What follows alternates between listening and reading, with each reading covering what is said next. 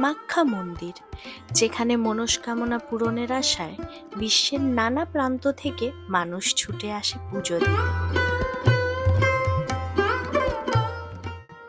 যখন এই north east ট্যুরটা প্ল্যান করছিলাম, তখন মনে মনে ঠিক করে রেখেছিলাম যে কামাখ্যা মায়ের দর্শন নিয়েই আমাদের এই নর্থ ইস্ট ট্যুরটা শুরু করব।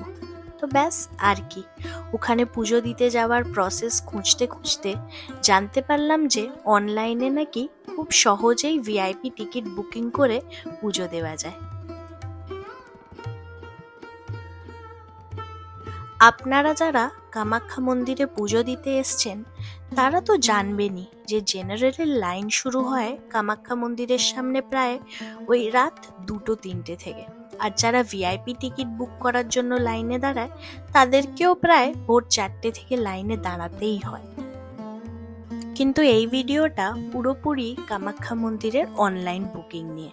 বলে দিই, অনলাইন বুকিংয়ের জন্য kamakya.org সাইটে যাবেন, গিয়ে স্পেশাল দর্শনে বুকিং নাওতে ক্লিক করলে আপনি পেয়ে যাবেন আগামী 7 দিনের টিকিট বুকিংয়ের অপশান।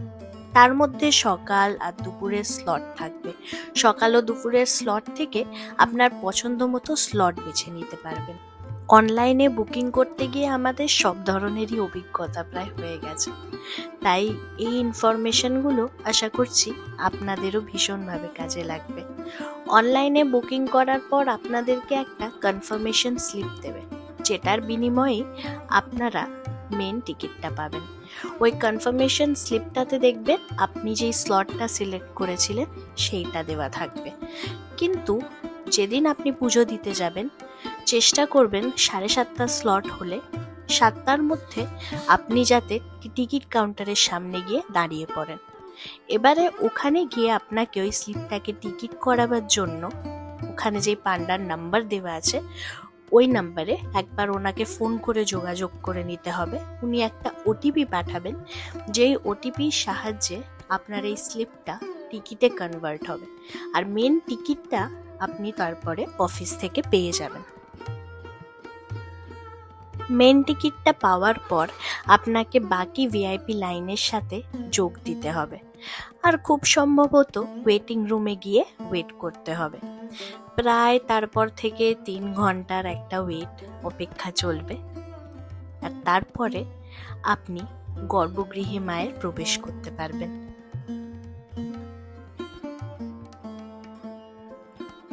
সিনিয়র সিটিজেনের ক্ষেত্রে আমার মতে তো অনলাইন টিকিট কাটাটাই সব থেকে বেটার, কারণ যদি অনলাইন টিকিট কেটে রাখেন তাহলে ওয়েট করার প্রশ্নই ওঠে না।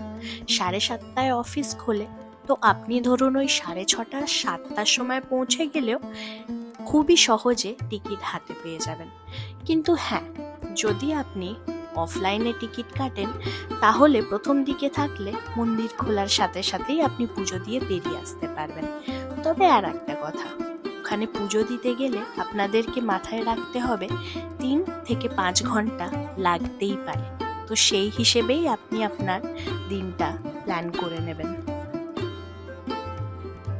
আবারও বলে দিই, যারা অফলাইনে পুজো দিতে চান তারা অবশ্যই ভোর 3:30 থেকে 4টের মধ্যে গিয়ে লাইনে দাঁড়াবেন, তাহলে তাড়াতাড়ি পুজো দিতে পারবেন। আর যদি পান্ডা নেন অতি অবশ্যই আগে থেকে কন্ট্যাক্ট করে রাখবেন, কারণ অনেকেই দেখলাম যে শেষ মুহূর্ত অবধি তাদের পান্ডাকে ফোন করে না পাওয়াতে অসুবিধার মুখে পড়ছিলেন। আমাদের অভিজ্ঞতা থেকে পাওয়া এই তথ্যগুলো আশা করি আপনাদের সকলেরই উপকারে আসবে। কামাখ্যা মন্দির দর্শন নিয়ে যে কোনো প্রশ্ন থাকলে আমাদেরকে অবশ্যই কমেন্ট করে জানাবেন, এবং ভিডিওটি ভালো লাগলে লাইক, সাবস্ক্রাইব এবং শেয়ার করে আমাদের উৎসাহিত করবেন।